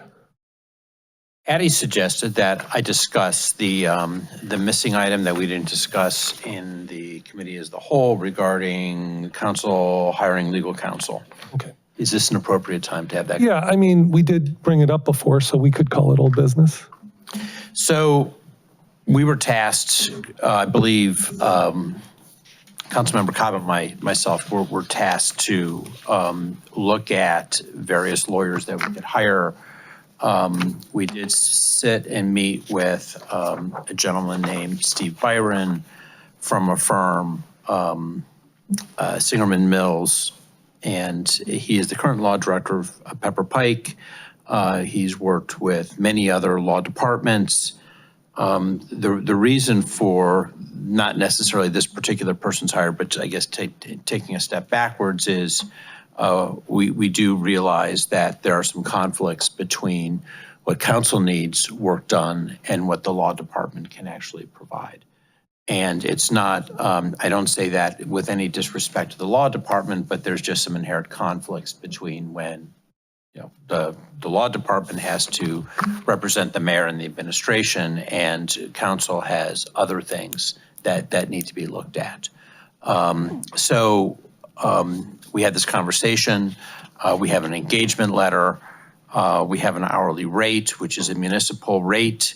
I mean, most lawyers charge between $400 to $500 an hour. The municipal rate for Mr. Byron is $350, but the hourly rates range from $240 to $515, depending on what actually needs to get done.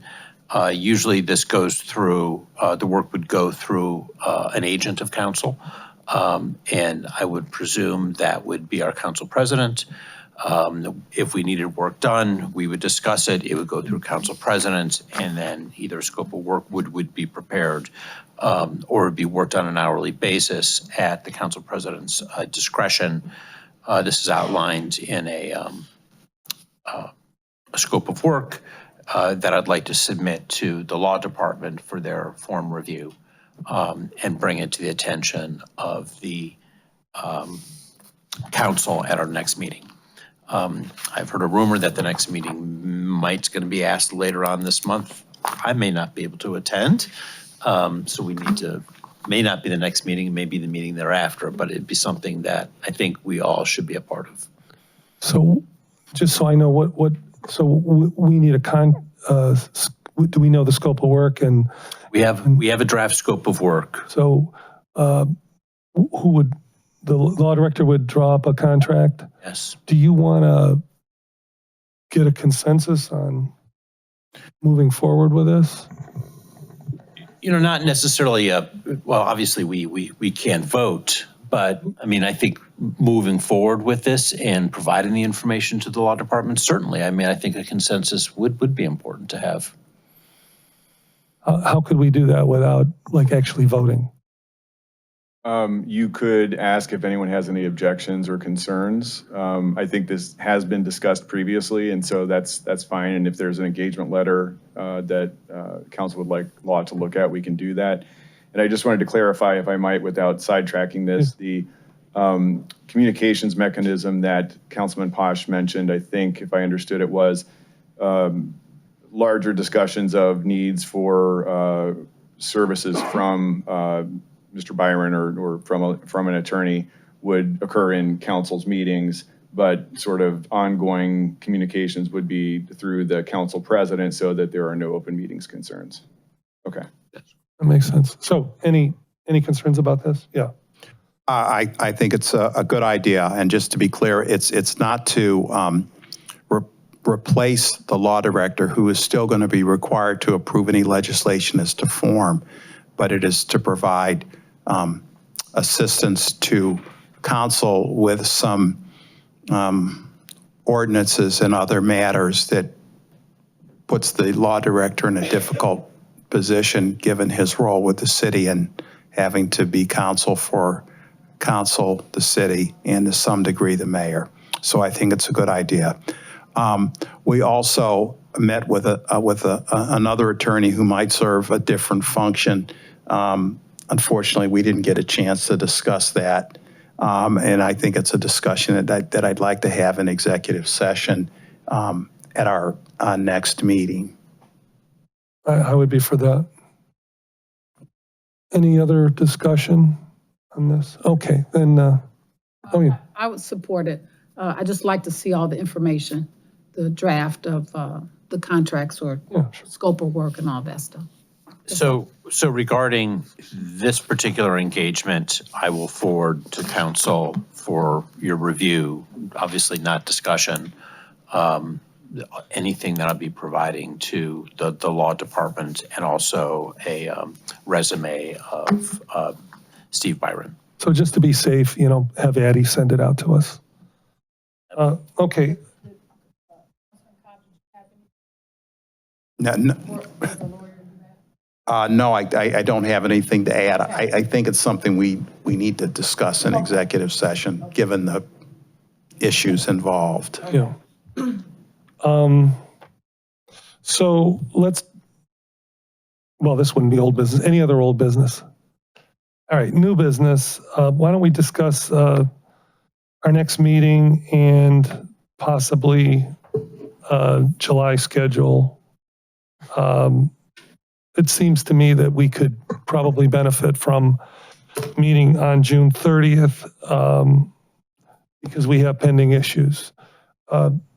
Any discussion on that? Do you want me to? You could. Mr. President, I'd like to move, based on section 111.01 of the codified ordinances, to set an additional third regular meeting of council in June 2025 to be held on Monday, June 30th at 7:30 p.m. in Cleveland Heights Council Chambers. Second. Before we vote on it, and I'm certainly willing to hear anything else, does it have to be 7:30? Mr. President? Yes. No, it doesn't. The ordinance that the councilman mentioned says that council by motion duly adopted may authorize a change in the regular meeting schedule set forth above, which is first and third Mondays at 7:30. And that it'll be noticed under section 107.02. So if we want to have a committee of the whole meeting before that, we don't need to discuss that here as part of this? Correct. You could do a committee of the whole meeting as a special committee of the whole Okay, all right, then I'm fine with it. Any discussion? Yes.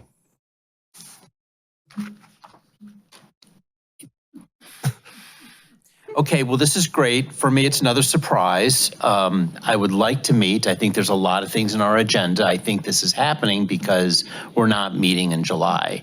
And I'm frustrated because just with my work, I've got to plan multiple weeks in advance just to do some of my work trips. And this one is multiple time zones, again, different. And I'm probably not going to be able to go in under a Zoom. So as much as I would welcome this meeting, because I think the more times that this council meets and takes on some heavy lifting, which I believe is going to occur in that particular meeting, I am feeling a little sad that I'm not going to be able to make it because we didn't give ourselves enough notice. And I know there's been a lot of things that have come up of late that probably require the meeting. So, Yeah. Well, we're sorry about that too. Any other? Okay. Okay. So that was just done by motion, right? You haven't voted. You haven't voted. Okay. So we do actually need, There was a motion. Was there a second? Yes. okay. All right, all in favor? Aye. Any opposed? All right, that motion passes. Now, on the idea of setting up a July 7th meeting or reinstating a July 7th meeting, we can't do that by motion, right? We would need to do that. Mr. Law Director, I'm sorry, I should That's okay. say that it's, Because you established your recess through legislation, I think, to reschedule the July 7th meeting, is that what you're saying to take? yes. So you wouldn't be on recess, you would have that date, you would have a regular meeting on that date. You would restore the July 7th regular meeting. But how would We we would do? do that by legislation. Okay, so we could feasibly do that at the June 30th meeting. Potentially, sure. Yeah, and the reason I ask is, I'm not saying we need it, but if we get there and we need it, just out of show of hands, how many would be here? Okay. Mr. President, I think we also may have to arrange potentially a backup for our AV. Because I don't believe that Steve might not be available on the July 7th date. Okay, well, at least So just so you're aware. At least we know a quorum, and the person to ask would be, well, Steve, but I Steve. mean, there is a backup. There's a potential backup, yes. All right, then the last piece of new business, if we can move on, was council recording public comment. I saw, I don't know if it was just one person, but lifting up a camera when there was public comment. I really don't want to see that because I don't want anybody to be intimidated about, getting up to the microphone. So I'm just asking that we don't do that. I know that, that these meetings are recorded. So I just assume, if for some reason you wanted to review that, but I just wanted to make sure, that's how I feel about it, but by all means, go ahead. No problem. I can respect that. I'm going to continue to record. And in fact, if it's an issue with me, I'll have a staff member come in and they can set up a tripod. It's not that public comment is being recorded. It's individuals who have lied, manipulated, and spread things that just aren't true. I have found that recording and being able to post that in real time is great for the residents, great for the people who are in those groups that are watching these meetings with me. And I think it's important that we do that in real time. It's unfortunate to have to do that with some of our residents, but when you come in here and you continually lie on folks and manipulate things and work or try to misconstrue things that were said or done, I think it's important that you hit that head on. And so for any resident that feels like they were being intimidated, it's not the reason at all. It's accountability. So this meeting is aired publicly. However, sometimes that meeting is posted after it's completely finished. I have 4 actually social media groups of residents who watch this in live time. And they have stated that they want to be able to have me hold folks accountable when they're hearing these things. too many times I've been able to, or I've had to hold myself or be silent. Meanwhile, my name is being drugged in the community. It's not right. It's not fair. So as long as we have that going on, as long as people are politicizing public comments or stating things that they know aren't true, I'm going to have to do that. That's just simple as they. The example that I used in the last meeting with one of our residents is a known problem. The things that she says, the things she says to our residents, the things she said to me, they've been racial, they've been negative, and it's just an issue. So as long as there are people willing to come in here during public comment and try to misconstrue what I've stated or the work that I've done, they're going to be recorded. It's going to be edited and placed on social media in real time. So anything that is stated, the truth can actually be seen. So that's all we're doing is juxtaposing what is stated here with what actually happens in meetings and what's happening out there in the work, with links, with any attachments, with any documents. There is no reason anyone should feel intimidated by that as long as they're telling the truth. But as long as I have to tolerate that, I think it's critical and important that the residents hear the truth in the same real time that they're hearing those comments. So that's why it's done. But if someone's uncomfortable when we holding the phone, I don't have a problem with the staff member coming in here and pulling that up. But it's going to happen as long as that continues to happen. It has to stop. But what's happening in our community is unfortunate right now, but I'm going to have to defend myself and my name. I think it's important for me and the people who are related to me and support me and in this community who voted for me to make sure that the things that are being said from there are countered if they are not true. And in this case, there's 2 or 3 specific residents that continue to come in here every single week, most of the times, and try to lie on my name. And I'll say this again to anyone who is wondering why I am so insistent on this, is because I will continue to say that there are only 4 African Americans and men that have been elected to this seat. 2 of them are here, 1 is the mayor, and 1 was Reverend Jimmy Hicks. If this door closes behind me, it makes it 10 times more difficult for the next African-American man to get elected in this city. So if something isn't right, if something is said that isn't true, and someone holds on to that, it makes it very difficult for this door to this seat to remain open for us. And so I have got to continue to press that issue and to speak truth to that power. That's just how it has to be. If I don't, people will assume that that is the truth, and they'll assume that the next African-American man that tries to do what I'm doing here might bring in whatever issues that they have. And so it's unfortunate, but that's just how we are. That's just how it's going to be for now. All right, thank you, Councilman. Any other discussion on this? I mean, you know how I feel. I just like to, I understand why you want to do it immediately, but certainly, you know, the recordings are there. Go ahead, Councilman Posh. I respectfully disagree and would also like to state we've had some incredible Black women council members on this Diaz going back years and years and years. And I just think that needed to be said. All right, thank you. Mr. President, I want to make sure that I'm hearing you right. I just want to make sure that you're not minimizing the statement that I made about Black men because of Black women, because historically, they've always been open and welcome in some of these spaces prior to us. Those are 2 different issues. So racially, I just want you to be very careful when you express that, because how people view me and how they view Councilman Russell historically is not the same. That's why it's been so easy for so many Black women to get that seat. And that's why I made the point that I made. Jimmy Hicks was the first Black man. After that, we're looking at Khalil Siren, then Craig Cobb, then myself in a very short amount of time periods. Very short amount of time period. There are reasons for that we can't go in today. But I don't want us to minimize my statement because you're sitting next to a Black woman. That has nothing to do with what I stated. And so I want to be very cautious that if you're stating that because we've elected Black women, there isn't an issue. There is absolutely an issue when in 100 years, this city has only elected 4 African Americans. And the first time it happened, I recall, was in the 90s. And so we've got an issue here, and we've got an issue with this. This continues to come up, but let's not minimize the fact that 4 Black men have been elected because other Black women have. We can have that conversation, but I just want to make sure that we're not confusing these 2 issues or conflating them. All right, thank you. Do we have? Okay, so we have another new business, and then I understand the law director has some legislation that we could possibly look at now? Or, Well, not at the moment, but I don't mean this minute. Momentarily. yeah, Momentarily. Okay, go yeah, ahead. Mr. Heltzel is going to go Council Vice President throw something together. New business, and I know there's no one here to address this, so I want to put it for the record, and hopefully someone can find out for me.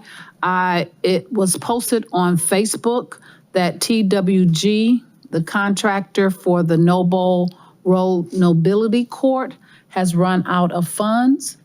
And we know that the development has stopped working, and we need to know if that's true or not, number one.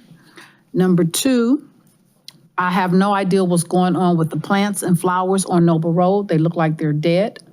And I would love to see the contract from the previous contractor who had the agreement, and there was a dispute. I think Mr. Cobbs brought it up when they first brought in a new contractor, stating that the other bid was very high, but I understand that that is not quite the truth. So I would like some information regarding the contract for the flowers and the upkeep on the Noble Road quarter. And I would like to know about the TWG Noble, Nobility Court, if the contractor has run out of money and there is no more activity going on there. So I asked Director Zampt about that about a week ago, and he said he had no knowledge of that. And then since then, and he said he would look into it. And I actually don't know if he looked into it, but I would assume he would have gotten back to me if there was any truth in it. But just so you know, I just want to let you know I did ask that question. Well, I just want you to know there is no work going on there and has not been for 3 weeks. Any other new business? All right, then we'll go to council comments and then council president report. Council comments. Would like to go first, or go at all, should I say? Councilman Petrus? Thank you, Mr. President. I'd just like to thank Councilman Cobb for bringing up the Archer survey. I too have had employees reaching out to me. I wondered if maybe I was the only one. As recently as Friday, someone reached out. And so I talked for over 2 years about the need for a salary survey. I'm glad that we finally did one and we passed the legislation. And now I hope that the administration will provide guidance to the directors on how it can be implemented. Thank you. All right. Councilman Cobb? Thank you. Mr. President, I think I may go over 3 minutes.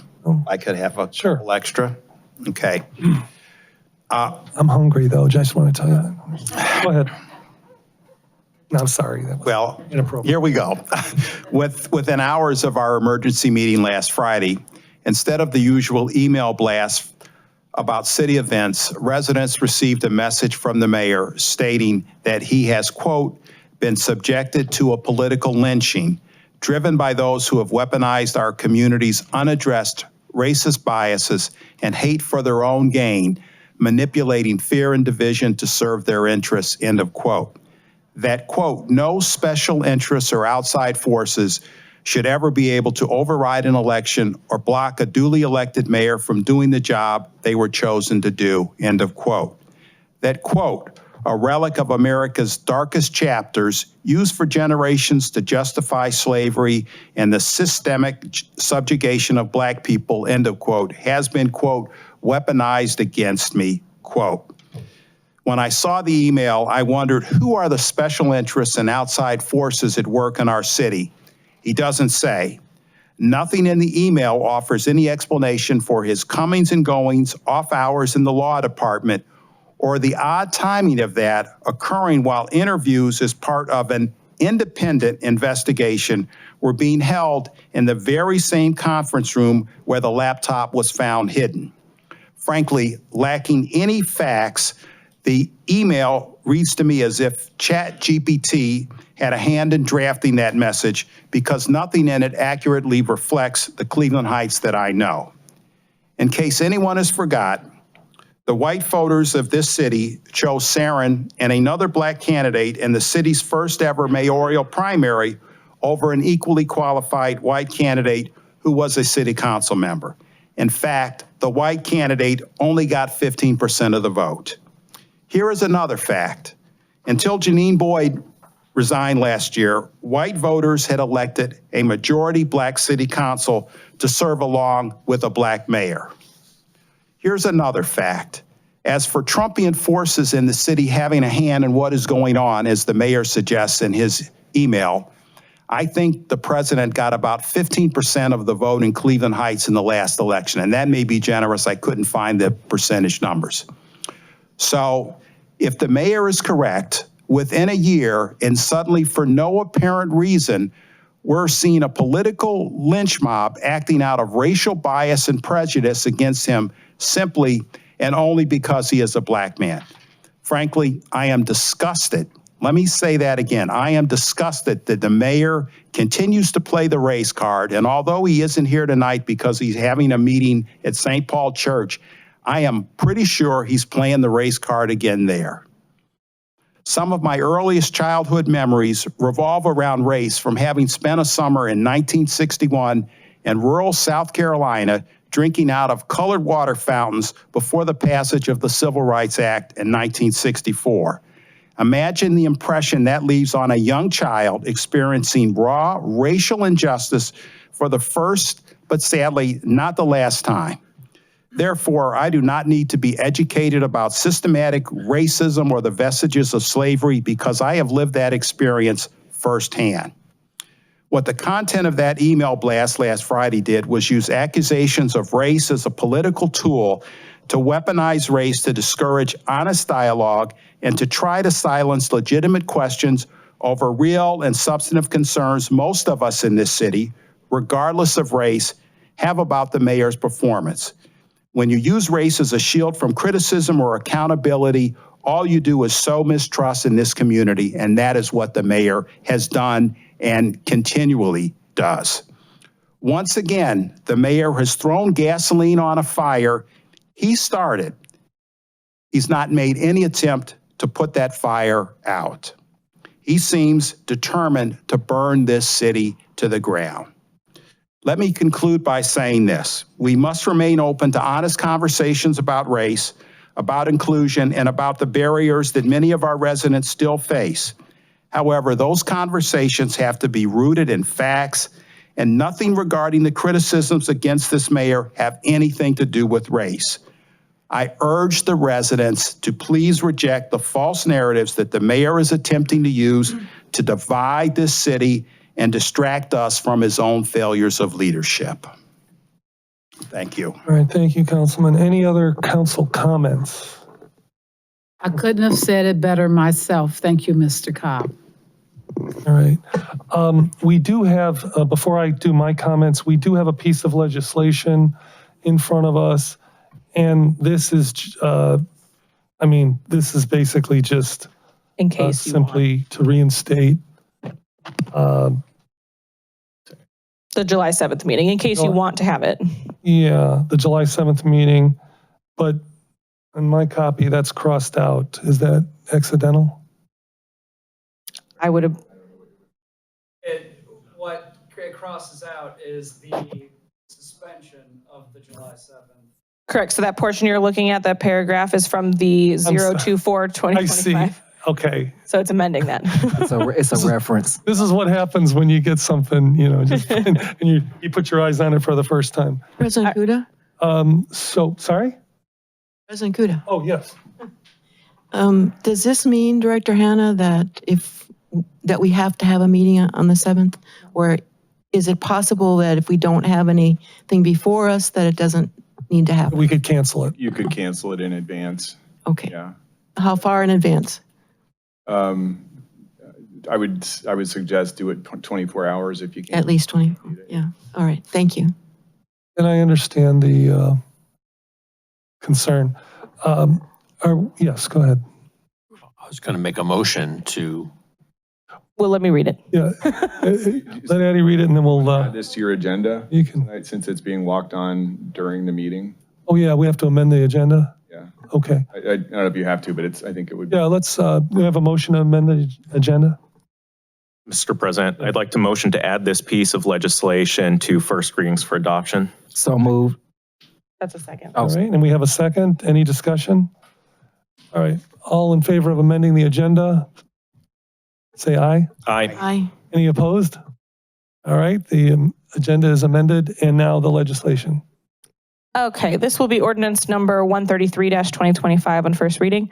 An ordinance amending ordinance number 024-2025 for the purpose of reinstating the regular meeting of City Council previously scheduled for July 7th, 2025, repealing the prior version of ordinance number 024-2025 in its entirety, and declaring the necessity that this legislation become immediately effective as an emergency measure, introduced by Council President Kuda. All right, do we have a motion? So moved. Second. And a second? All right, it's been motioned and seconded. Any discussion? All in favor? Aye. Any opposed? That motion passes. I have 2 paragraphs for my council president report. I'm going to cut it down to 1. Friday, council had an emergency meeting. We unanimously passed a resolution.